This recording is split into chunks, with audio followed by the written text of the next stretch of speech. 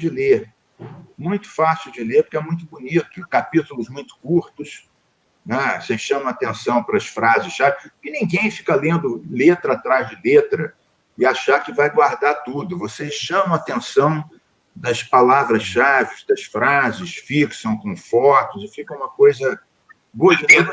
Lembrando, o mais importante é guardar tudo. Vocês chamam atenção das palavras-chave, das frases, fixam com fotos, e fica uma coisa... Isso é um eco do que eu disse agora. Tem um delay.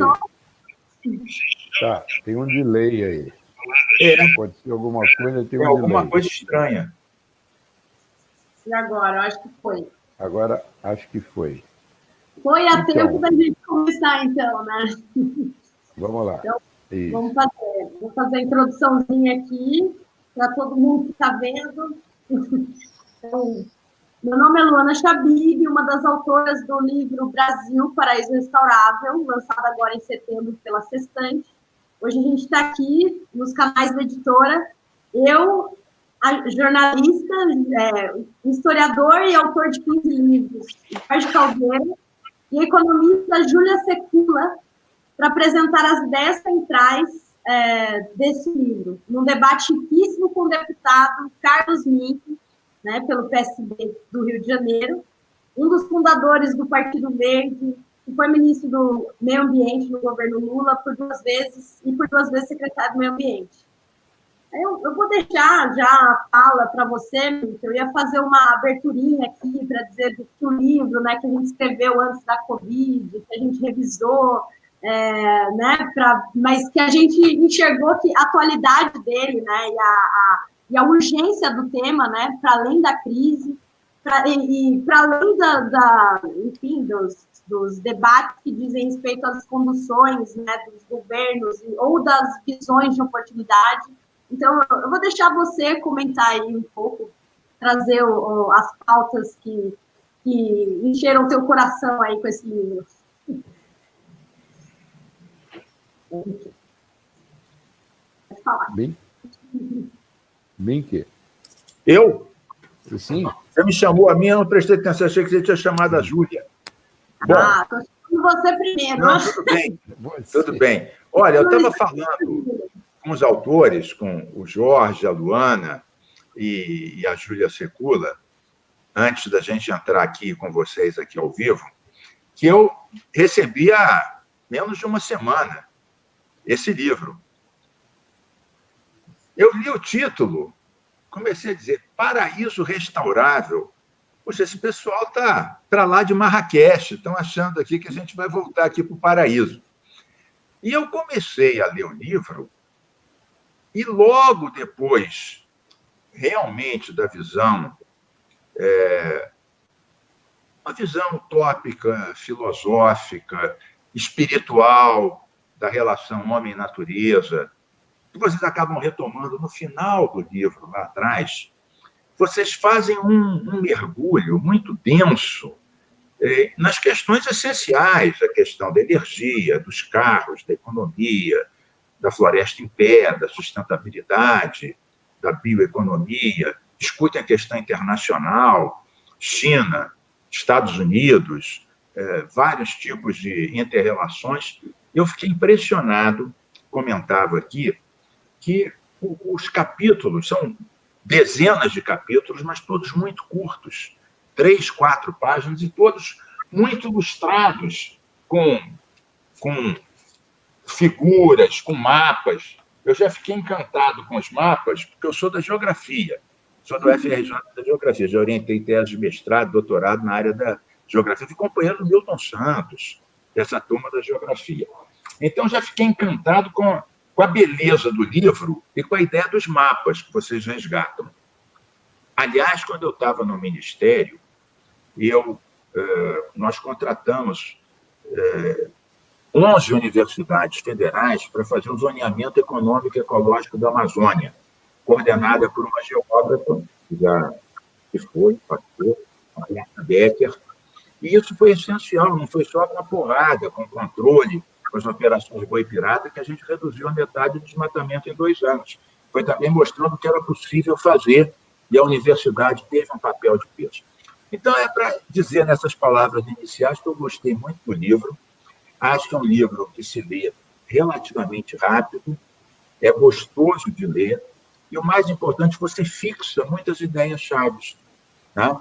Porque, às vezes, você fica um tempão para ler um livro, dorme, acorda, não consegue acabar de ler, e depois, quando você lembra o que realmente o sumo da laranja que ficou, esse livro é fácil de ler e é fácil de guardar as questões chaves. Então, vocês estão realmente de parabéns. Vocês começam e terminam com uma utopia e, no meio, dão instrumentos para as pessoas analisarem as possibilidades, as dificuldades, os desafios de uma matriz limpa, de uma relação espacial e social de outro tipo, e como é possível, claro, em outros termos, né? A pasta de dente não volta para dentro do tubo outra vez. A gente não vai voltar a esse mundo da visão que os índios tinham, que vocês citam até mais de uma vez, né, do Davi Copenaua. Vocês citam também o Ailton Krenak, que é um companheiro que foi meu parceiro quando eu estava no Ministério, para mim, um dos líderes indígenas mais elaborados. E vocês vão fundo na questão tecnológica dos dados, mostram a grande evolução da energia eólica, depois eu quero falar sobre isso.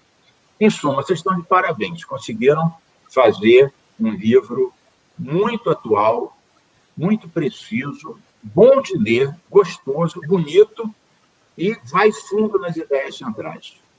Parabéns mesmo. Bom, muito obrigado. Quer dizer, primeiro é uma honra estar aqui com você, Nick, porque você é lá de quando essa ideia era uma ideia para poucos, sei lá, a gente ia lá na casa do Sérgio Pinho discutir com o Sérgio Góes, com quem eu fiz livros, enfim. É verdade. Algumas vezes lá. Enfim, aquilo era um assunto, meio ambiente era uma coisa que vocês eram poucos, era um assunto que estava começando. Alfredo Sirquis, Gabeira, Célia Santos. Exatamente. Era desse tempo, era um assunto para poucos e longe do centro do mundo. Então, esse livro, de alguma forma, eu não sou ambientalista militante, mas esse livro foi escrito com... Aliás, nenhum de nós três é ambientalista militante, mas esse livro mostra o fato dele existir feito pela gente, de duas gerações diferentes, com visões muito diferentes. Eu acho que a ideia era um pouco mostrar o quanto o meio ambiente está ficando no centro, não só da economia, mas como no pensamento do mundo atual, numa dimensão que é muito além daquela de 30 ou 40 anos atrás, quando nós conversávamos. Ou seja, a ideia é que tanto a formatação do mundo, a visão de mundo centrada numa utopia ambiental, portanto, o paraíso, quer dizer, é necessária, mas ela já está num dado de realidade hoje, que é o centro da economia. Então, o que nós procuramos mostrar é que as duas coisas caminham juntas e que essa questão está dando um salto. Quer dizer, basicamente, o mundo da energia, eu acho que se a gente pegar lá quando nos encontrávamos há 40 anos atrás e hoje, é que o mundo da energia mudou. Quer dizer, você não tinha nenhuma possibilidade real de fazer produção econômica limpa, ou tão limpa quanto possível, né? Esta mudança está vindo de metas ambientais terem virado centro dos governos para dirigir a economia. Quer dizer, hoje a economia da União Europeia ou da China, o objetivo central não é mais fazer crescer o PIB, nem mudar a renda, é estar cumprindo metas ambientais e criando uma nova economia a partir disso. O que é criar uma nova economia? Mudar a matriz de energia, mudar completamente o gasto em transportes, né? Acho que essas são as questões centrais, reais. E isso está acontecendo numa velocidade espantosa, né? Então, eu estou falando tudo isso para falar um pouco do Brasil, né? Que afinal é Brasil, paraíso restaurado. É que esse universo novo, essa mudança, esse salto que deu a questão ambiental, que está deixando de ser só uma coisa de proibir que se faça, mas está se tornando uma pauta positiva, vamos fazer assim que dá certo, a economia muda se a gente tiver mais energia limpa na matriz, a economia muda se o carro for elétrico. E já tem inputs econômicos. O progresso, a riqueza econômica hoje está ligada a esta economia. O Brasil tem todas as chances do mundo de ir bem nessa economia. Quer dizer, se eólica, solar e biomassa, que já predominam na matriz brasileira, vierem realmente a ser, com os métodos que estão sendo aplicados na China, na Alemanha, e parcialmente nos Estados Unidos, vier a ser o centro da nossa... Em vez de ter uma lei de diretrizes orçamentárias, nós precisamos ter um plano de meta ambiental. Em vez de ter objetivos de macroeconomia, nós precisamos ter objetivos de desempenho ambiental, gerindo a nação. Então, é um pouco nesse Jorge, sentido. me permite bagunçar um pouco aqui? Por bagunçar favor. Um pouco aqui. Estamos aqui. Eu achei bom você lembrar dos nossos amigos, o Sérgio Góes. O Sérgio Pinho, eu estou sempre com ele. Né? Mande um abraço, tenho muita saudade dele. Tá, também com o Liste Vieira, que é desse tempo. Sim. O Liste. Uhum. Mas vem cá, deixa eu te dizer uma coisa. Eu, quando li a parte da energia, aliás, a parte da energia aparece em vários momentos do livro, em vários momentos. Uhum. Inclusive o salto da eólica, que já é a segunda participação na nossa matriz, e o salto mais recente da energia solar, até por produtores independentes, autônomos, residenciais, o salto na Alemanha muitos anos atrás e mais recente no Brasil. Esses capítulos, são vários, eu achei espetaculares, são dados muito atualizados. Os últimos dados que tem são, sei lá, de julho a agosto desse ano. Não sei como é que vocês conseguiram fazer um livro que os dados não são do ano passado, são de 2 meses atrás, 1 mês atrás.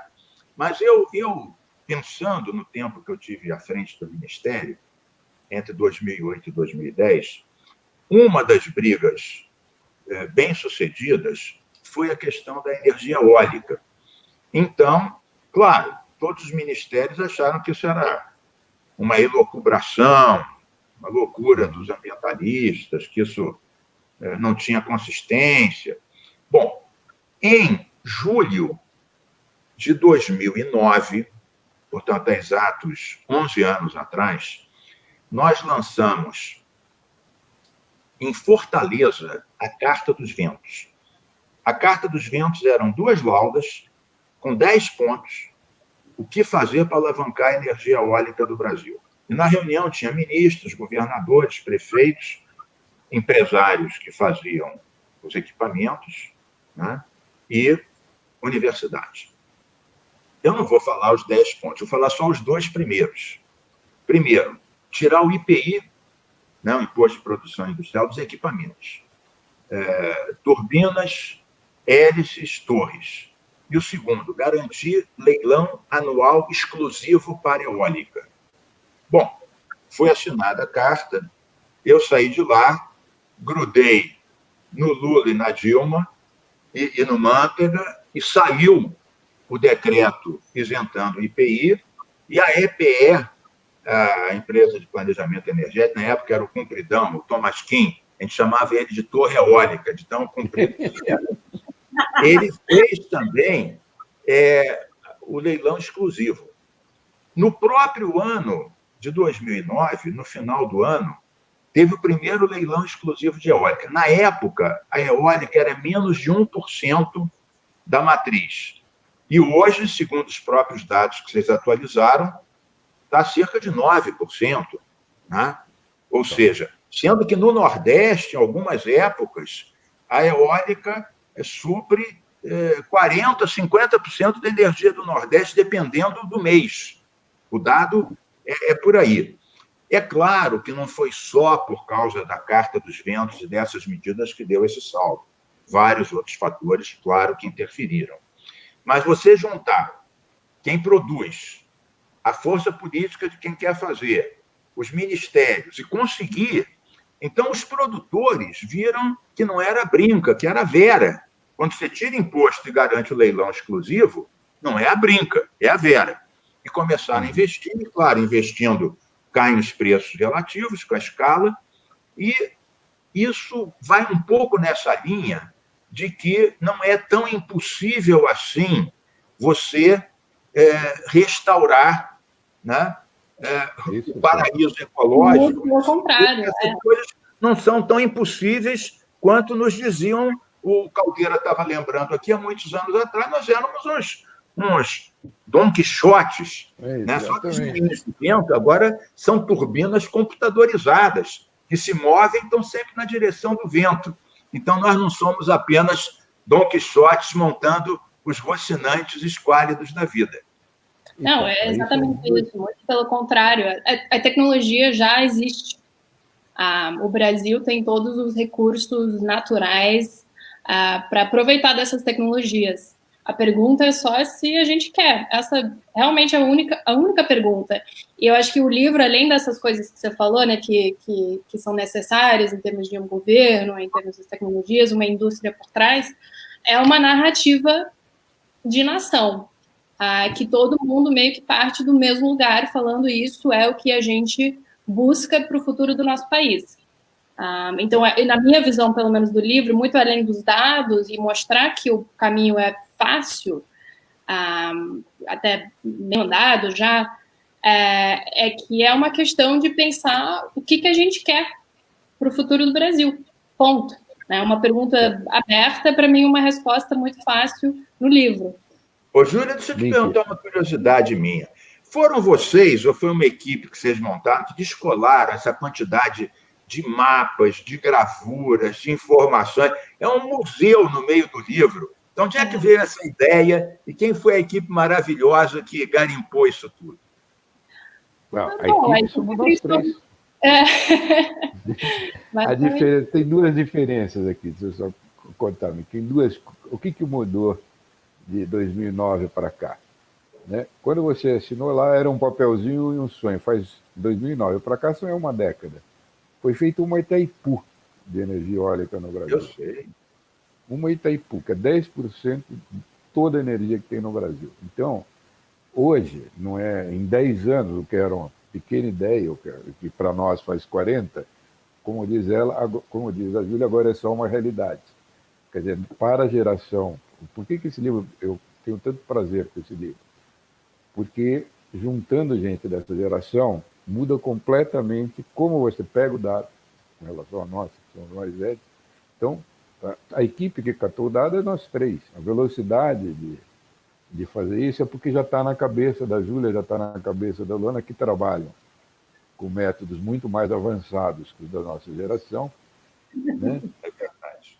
E para elas isso é realidade, ao contrário da gente, que tem enfim, a gente tem um tempo que isso era só sonho. Isso também explica por que o dado é tão atualizado. Quer dizer, esse livro ele estava praticamente pronto quando veio o Covid.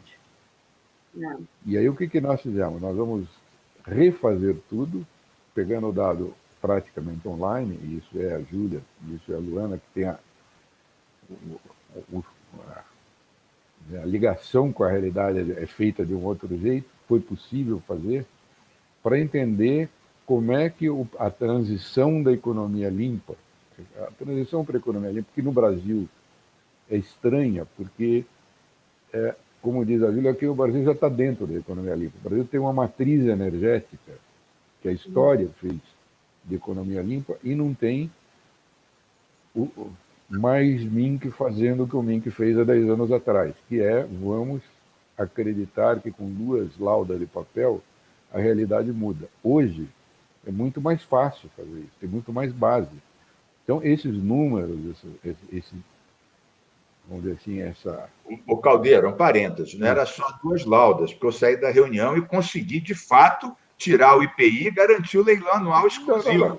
Quer dizer, o papel virou rapidamente demonstração, uma sinalização política. Sim, mas que se realiza. O que a Júlia estava dizendo ali para o Brasil já é realidade agora. Sim, acho que o que talvez esse livro tenha, e que as duas mostram, enfim, esse livro é um trio, é um coro, né? É que a diferença entre utopia e realidade no Brasil está mudando. Quer dizer, nós estamos chegando lá.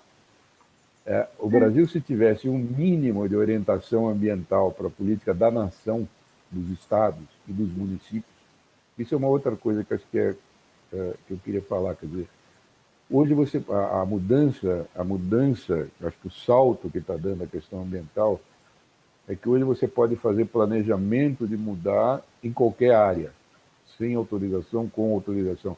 Uma cidade pequena pode fazer sozinha suas mudanças ambientais. A gente mostra isso que muito na Alemanha, na China e nos Estados Unidos, não veio do planejamento central, veio de baixo.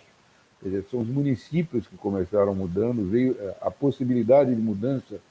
Não é uma possibilidade que você precisa mudar toda a estrutura para sair mudando. Não. Se você quiser fazer uma favela com energia solar, hoje você faz. Até estão fazendo. Você quer um detalhe? Jorge e Júlia, 2 anos depois da Carta dos Ventos, a gente fez a Carta do Sol. Também com o apoio do Emílio Larovere, aqui da CLOP, os secretários, vários secretários de energia, alguns ministros, a ANEEL, etc. Diferente da Carta do Sol, porque, embora tenham coisas parecidas, são fontes que têm a sua especificidade, os seus custos e suas possibilidades. Um dos pontos principais da Carta do Sol foi que os contadores tivessem linha dupla, mão dupla, que contassem tanto a energia que você recebe da rede, quanto aquela que você ejeta na rede, que é uma base que viabiliza o produtor autônomo poder colocar o excedente do pouquinho que gera na rede e contabilizar como crédito para ele. Isso já foi uma guerra. E essa guerra possibilitou outras. Eu me lembro que um dos pontos da Carta do Sol, que depois a ANEEL acabou incorporando, foi a ideia dos condomínios. Você pode morar aqui em Laranjeiras e ter uma casinha de verão, de praia, lá em Guaratiba, e lá ter uma placa solar e abater da conta de luz da tua casa aqui em Laranjeiras. Quer dizer, esses já foram passos que foram dando para viabilizar essa questão do produtor autônomo, que vocês mostraram no livro, que é exatamente o setor que mais cresceu na Alemanha e que agora está dando, com 10 anos de atraso, o salto aqui no Brasil. Sim, e esse dado... Pode falar. Não, fala você. Não, eu ia falar que esse dado na Alemanha, quando você olha, são em torno de 40% dos produtores de energia renovável são indivíduos, né? Então, é um fazendeiro, é uma pessoa física, então muda totalmente a dinâmica de energia, né? Hoje, eu costumo falar, os dois já estão talvez cansados disso, mas eu gosto de falar que o relacionamento que a pessoa hoje em dia tem com a energia é só a conta que chega no final do mês. E isso é uma coisa um pouco absurda, até porque a energia é a coisa mais importante na nossa vida. A luz em casa, a nossa comida, a energia solar, a fotossíntese, é tudo isso. Então, quando a gente pensa como a gente está alienado quase, ou tão distante dessa Até fonte... a energia afetiva renovável. Exato. É muito louco. Então, esse exemplo lá da Alemanha, eu acho que é um belo exemplo de como isso pode ser diferente, né? Descentralizado. Deixa eu falar uma coisa com a Luana. Eu vi que a Luana é pantaneira. E a tua terra está em chamas. Eu estava... Você acha que está sem som? Eu estava pensando esses dias, eu e todos os brasileiros, o desastre que está acontecendo lá, eu me lembrei de 2 coisas diferentes. Tem a ver, claro, com o livro de vocês, com a relação com ela. Uma guerra que teve no Ministério, no meu tempo, que era a questão de levar a cana para o Pantanal, do Planalto Pantaneiro e para a Amazônia, sim ou não. E eu estava em guerra com o ministro Reinhold Stefanes, que era o ministro da Agricultura, e queria levar a cana para tudo que é lá. E com apoio dos governadores Maggi e do governador do Mato Grosso do Sul. E guerra dentro do governo. E o Lula todo enrascado vou para cá ou vou para lá. E eu me lembro que para ganhar essa parada, a gente acabou ganhando essa parada. Primeiro, a gente pegou o apoio da Embrapa, que mostrou que dos 130 milhões de hectares de pastos abandonados, 80% agronomicamente eram bons para cana. Ou seja, você podia dobrar a área da cana, embora isso nem fosse necessário, sem ampliar 1 hectare dentro da Amazônia ou dentro do Pantanal. Mas isso não foi suficiente. Eu tive que ir atrás da Única, que são os produtores de álcool de São Paulo, que não tem nada a ver com esse assunto, e dizer para eles que levar a cana, o etanol, para a Amazônia e o Pantanal ia poluir e criar barreiras lá fora, e eles não iam ganhar nada, iam perder, porque iam ficar com o estigma que o etanol brasileiro era responsável por isso. E na reunião final, depois de 4 meses que se bateu o martelo e se fez um decreto, que agora o Bolsonaro revogou esse decreto, e o decreto dizia que a expansão não entraria em áreas de produção de alimentos, nem na Amazônia, nem no Pantanal. O dado definitivo foi quando a gente mostrou que o que fosse plantado no Planalto Pantaneiro, o agrotóxico aqui ia todo cair no meio do ecossistema do Pantanal. Nessa hora, o Lula e o governo bateram o martelo, não precisamos disso, e foi uma vitória que durou muito tempo e agora está ameaçada. Esse é um ponto. E o segundo e último ponto que eu queria te ouvir, como pantaneira, nesse momento, que os olhos estão, os corações estão ardendo pelo que está acontecendo lá, um paraíso em chamas. A segunda coisa é o seguinte, tanto na minha gestão, quanto na gestão da Marina, e depois de mim, da Isabela, que é uma bióloga, que me sucedeu, nós, 5, 6 meses antes da estação seca, investíamos todo o dinheiro para a prevenção, duplicávamos os brigadistas, duplicávamos as mangueiras, os caminhões-pipa, os helicópteros, fazíamos convênios com as secretarias estaduais de Agricultura e Meio Ambiente, para chegar no agricultor, para dizer para ele não botar fogo, de forma alguma, na época seca, que o vento ia espalhar aquilo tudo, e vendo que eles não fizeram nada disso. Acabaram com o Fundo Amazônia, que uma das formas de usar era a prevenção de desmatamento e queimadas. Acabaram, não usaram o Fundo Clima, que a gente criou também em 2009, e tinha que ver com isso, e não usaram sequer o recurso que eles tinham, usaram 10% do recurso que eles tinham para prevenir. E não punem quem mete fogo, atam as mãos do IBAMA e dizem que o IBAMA é uma fábrica de multa. Quer dizer, acabam sendo responsáveis por algo que tem a ver com o clima e com a mudança climática, que eles também negam, e, no meio disso tudo, arde o Pantanal e todo aquele ecossistema único, por culpa de tanta irresponsabilidade. Eu fico imaginando como você se sente como pantaneira. Realmente. Eu estava até discutindo isso com uma amiga minha. A gente se apropriou do termo pantaneira. Eu nasci em Corumbá, que é o coração do Pantanal, mas não necessariamente pantaneira no sentido da pessoa que está lá no dia a dia, na terra. Mas tem uma raiz lá. Se a gente pode falar que a gente é sertanejo, tem um coração sertanejo, a gente também se apropria do termo pantaneiro. Vou até fazer, eu adoro fazer esse papo, porque quando o Caldeira falou da ideia desse livro, eu falei, caramba, como eu não me apropriei. Eu sou uma pessoa que tento politizar todos os debates assim da minha vida, de tudo que cerca, sabe? Eu não trazia o meio ambiente para esse debate, né? Para mim, o meio ambiente era uma questão que estava ali, efeito estufa, aquecimento global, vamos lá, né? Vamos repensar aí os caminhos, mas as pessoas têm fome, mas as pessoas precisam trabalhar, mas as pessoas têm isso. Então, foi um livro que juntou essas mentes, assim, eu consegui ampliar esse meu debate. Aí a segunda coisa, que eu tive a oportunidade de ir para o Pantanal o ano passado, levantar histórias dentro dessa visão desse paraíso restaurado. Porque, como você pode ver nos mapas, né, e toda essa visão, o Pantanal ele estava no meio, né, no coração que poderia ser esse paraíso, né, descrito pelos expedicionários e tudo mais. Então, eu escutei muitas histórias. Eu fui de coração aberto ali diante né, dentro da nossa pauta que a gente estava analisando. A gente sentou muito tempo assim, fez debates, né, com Fernando Aynar ou com pessoas muito incríveis, né, para a gente ampliar essa pauta que a gente estava desenvolvendo.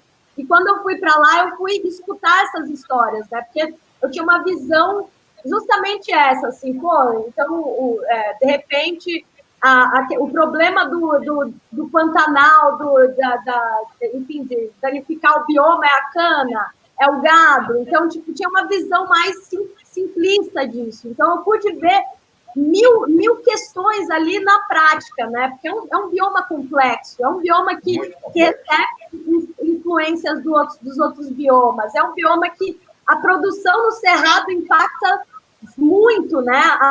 Dependendo da escala de lá. Então, isso que você está falando aí da cana, do etanol, foi um assunto que eu escutei muito, né? Porque, inclusive, tem fóruns muito ativos lá, né?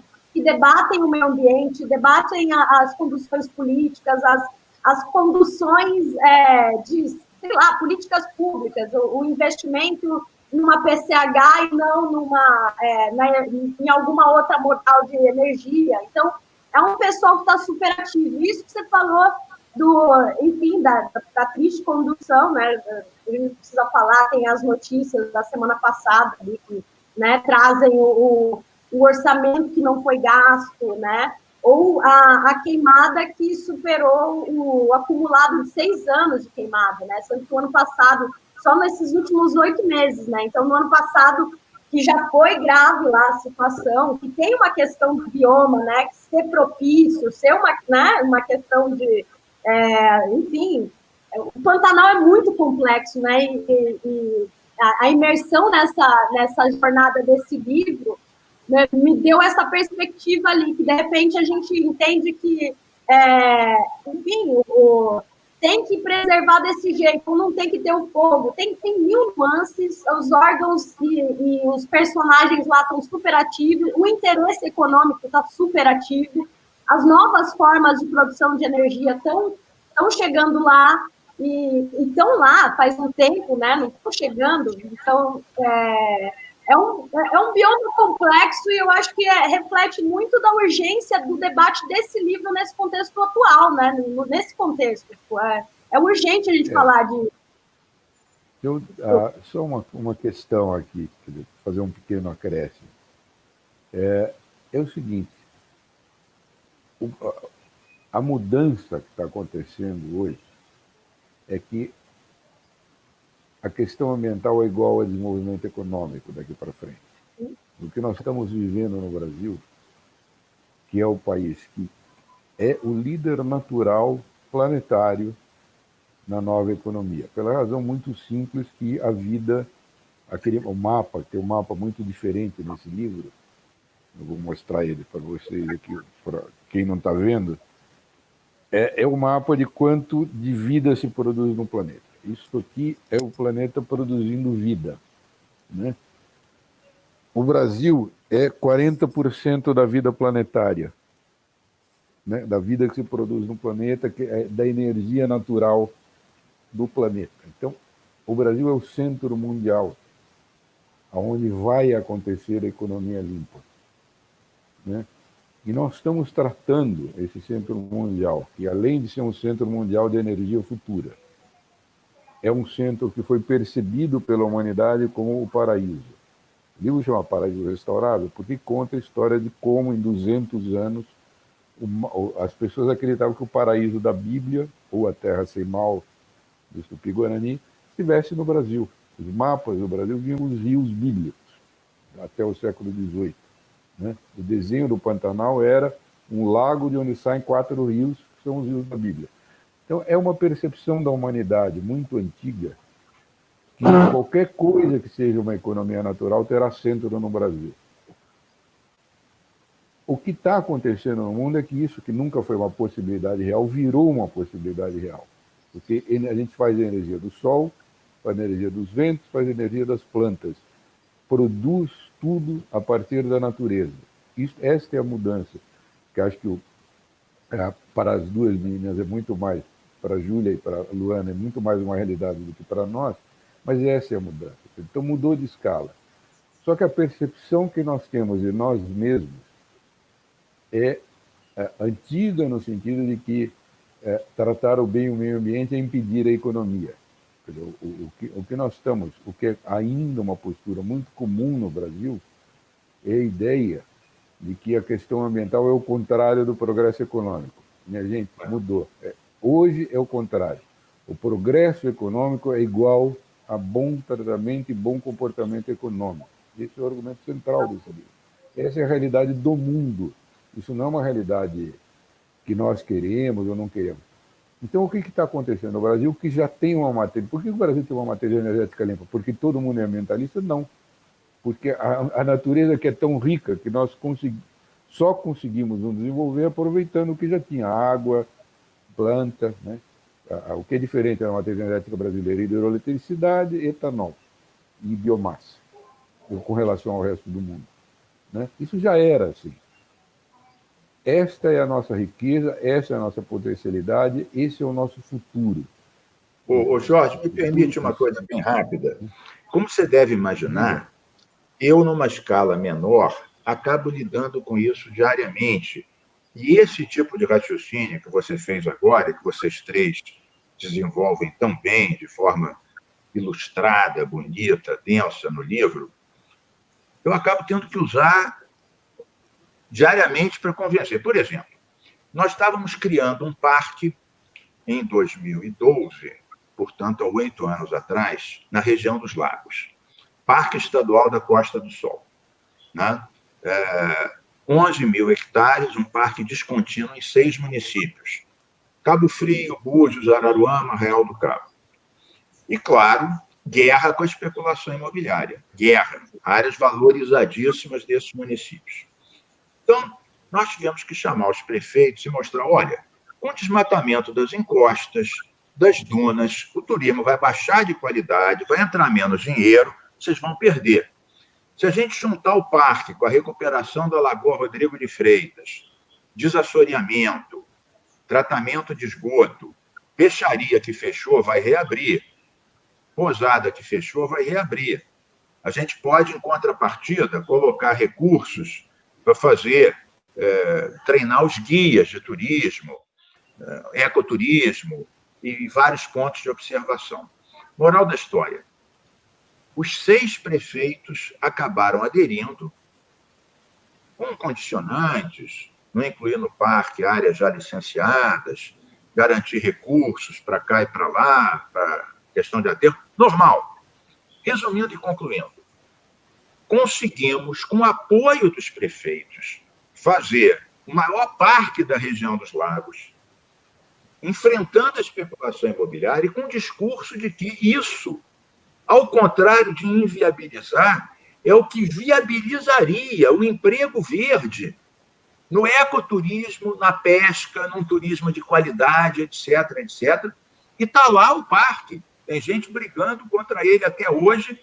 A lagoa melhorou muito, a peixaria reabriu, né? O camarão, que estava em 6, 7 centímetros, já está em 12, né?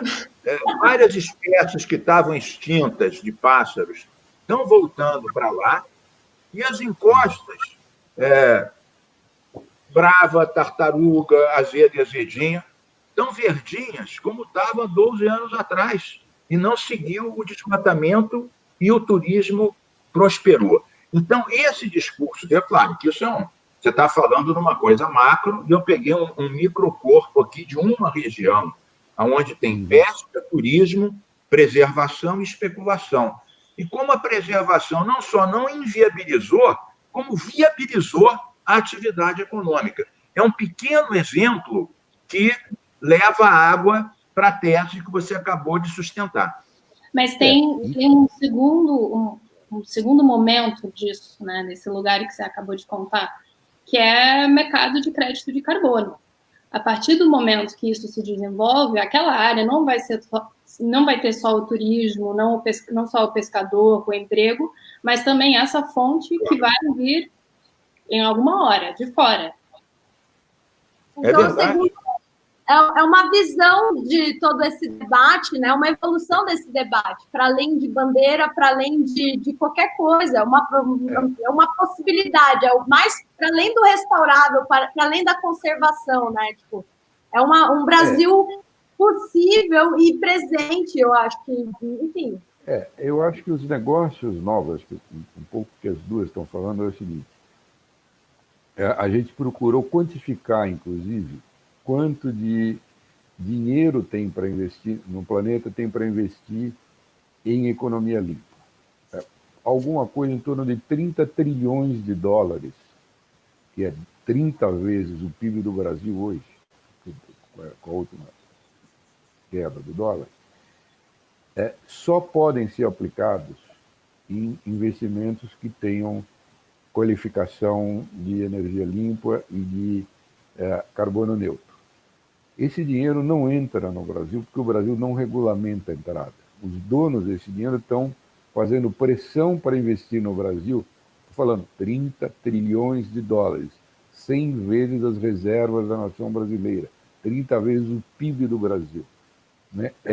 O que eu estou querendo dizer com isso o investimento econômico mudou de figura.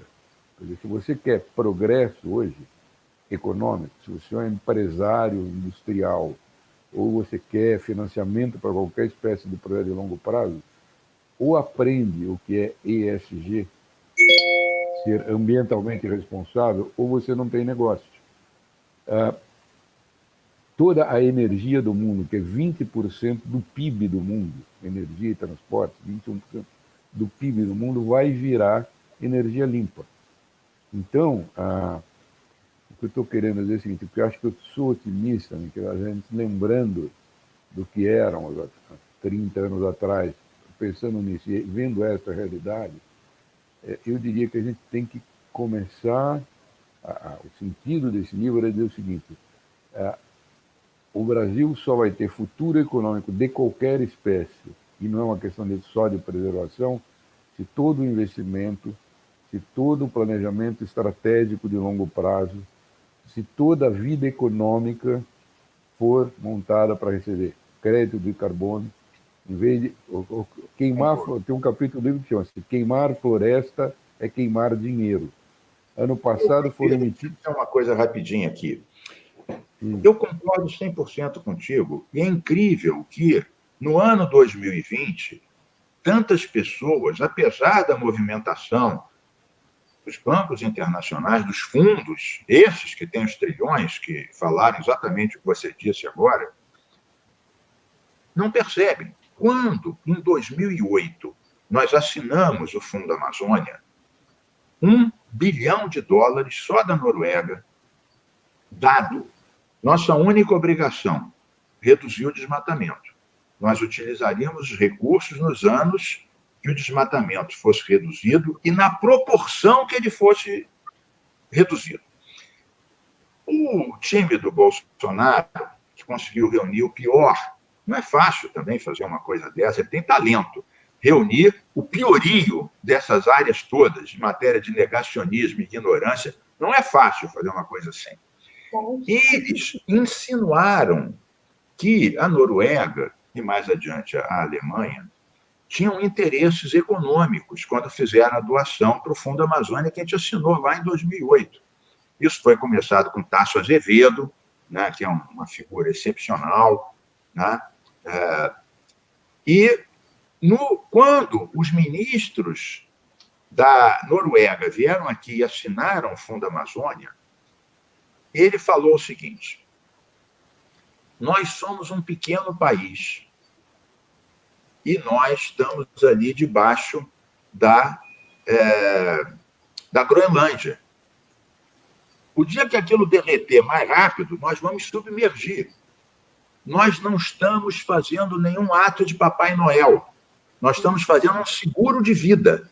Foi a expressão que eles usaram. Inclusive, quando nós criamos o COFA, que é o Comitê Orientador do Fundo Amazônia, não tinha nenhum representante dos doadores. Eram empresários, seringueiros, índios, representantes dos governos estaduais e municipais, SBPC, cientistas do comando do COFA, e os projetos só podiam ser usados em algumas coisas, umas 8 ou 9 coisas. Estava lá no Estatuto do COFA. Monitoramento, apoio ao extrativismo sustentável, né, pesquisa, combate às queimadas, estímulo às atividades sustentáveis na região que gerassem empregos sem destruir, manejo florestal e por aí vai. Quando chega a equipe do Bolsonaro, qual é a primeira medida que o sinistro Salles resolve fazer? Não, vamos mudar aqui. Vamos tirar as ONGs, tirar os cientistas, botar só a gente do governo na COFA e vamos dizer que esse recurso vai ser usado para indenizar os proprietários em parque, cujas áreas eram em parques nacionais e que ainda não foram completamente indenizados pela sua terra. É claro que os doadores falam, vem cá, vocês estão brincando com a gente está colocando um recurso a fundo perdido com o objetivo de diminuir a emissão para a Groenlândia não derreter em cima da gente, vocês estão querendo dizer que esse dinheiro vai ser para indenizar o fazendeiro? E olha que já existe um recurso por lei do SNUC, né, das compensações ambientais, que é o lado da regularização fundiária, exatamente para esse fim. E claro que eles desistiram disso. Mas para ver, Caldeira, pegando o teu ponto, a experiência do Fundo Amazônia é um tipo de RET, é um tipo de crédito de carbono, porque a gente só podia usar este recurso, não a modalidade, digamos assim, mas na época, não sei se houve outra deste tamanho, na época foi a maior experiência em matéria de dinheiro de compensação direta pela preservação florestal. Então, foi uma grande obra. A existência desse fundo foi a primeira grande coisa, e esses bilhões de dólares, que acho que chegou a 3 no total, né, é só uma ínfima parte. Fração. É uma fração ínfima do dinheiro que entrará no Brasil, disponível no mundo para esse tipo de investimento. Os caras estão loucos para investir no Brasil e não investem no Brasil porque ninguém vai pôr dinheiro na mão de maluco, né? Quer dizer, se as pessoas mudam as regras e vão fazer isso, não vão fazer. Então, esse é o outro ponto desse livro. Quer dizer, o paraíso restaurável é uma coisa que em muito pouco tempo, eu usei um pouco a diferença de geração entre a gente e os que estão no livro, para quem está nos vendo entender. Quer dizer, no tempo das nossas vidas, a matriz energética do planeta está mudando. O que essas duas estão vendo, o mundo que elas conhecem, a linguagem que elas usam. E por isso que eu acho que esse livro é tão importante, porque o input que elas trouxeram para o livro, a Luana e a Júlia trouxeram, porque são de outra geração, do outro planeta, já nasceram com uma visão que é diferente da nossa. Quer dizer, a Júlia nasceu no Paraná, cresceu na China, estudou na Alemanha, se formou na Inglaterra e está aqui no Brasil e tem 27 anos. Caramba! A Luana... É planetária. Exatamente. A Luana, que é pantaneira, saiu para ser repórter com 19 anos de idade, ela deixou o Mato Grosso dela, veio trabalhar na Caros Amigos, para aprender com gente da nossa geração o que é ver, o que é reportar e como é que se faz isso nesse mundo. Então, a esperança que eu tenho é que essa coisa que nós dois vimos como quando começou o pequeno, que agora tem esse tamanho, seja do tamanho do que essa geração nova merece. Quer dizer, um mundo que se faz com uma economia que será inteiramente diferente da que nós conhecemos, com conceitos que são inteiramente diferentes dos da nossa geração. Quer dizer, o paraíso restaurável na nossa geração é aquilo que você falou no começo, seria uma utopia. Agora é um livro de economia, né? Então, essa transformação que vai para além da gente é que eu espero que encante um leitor e que ele permita entender que, sim, o Brasil pode ser o centro da produção mundial, porque a natureza produz muito aqui. E hoje a natureza é a base da produção econômica, coisa que há 30 anos atrás não era. Você só conseguia produzir destruindo a natureza. Daí a ideia de que quem é ambientalista está querendo impedir a produção econômica. É o contrário, minha gente. Hoje, acordem. A produção econômica futura é feita por ambientalistas. Ser ambientalista é condição sine qua non para ser bom empresário, para riqueza, para fazer circular as coisas nessa sociedade. Então, primeiro com grande gratidão. Primeiro é com grande gratidão a você, aqui nós dois de cabelinho branco aqui, estarmos aqui conversando e com muita alegria de ter trabalhado. O Rex dessa história, né? Exatamente. E que, enfim, seja um livro para a geração delas, né? Que o nosso tempo está indo, né, Luana? A louca, não. Fiquem, mas e também colocar que é isso, assim, que complementando o que o Caldeira colocou, é um livro que eu espero assim, que todo mundo receba e leia, e fique angustiado e queira elencar os fatos, os tópicos, os agentes, os protagonistas. Pense lá no Pantanal, na Amazônia, porque é isso que você falou também, Mink, que tem a ação, ela é feita, né, por esses indivíduos, esses protagonistas, essas entidades, essas pessoas que estão sempre ativas. Então, por mais que a conservação tivesse esse lugar da utopia, né, ou do precisamos lá conservar, porque o aquecimento global, a urgência global, não, é hoje, né? É hoje. Então, são pessoas que estavam com a mão ali na massa, que estão pensando, que não tem aquele pensamento que, às vezes, as pessoas elas dividem, né? Ou quem produz, ou quem está conservando. Então, eu espero que as pessoas fiquem abertas, estejam abertas para receber esse livro e pensar um futuro possível. Luana, eu posso dar um testemunho pessoal, que eu já dei no início, mas falo agora de outra forma. Eu li o livro em relativo pouco tempo, o número de páginas, e terminei em alto astral. Porque às vezes você lê um livro e fala, ai, meu Deus do céu, você sai que nem uma lagarta rastejante, né?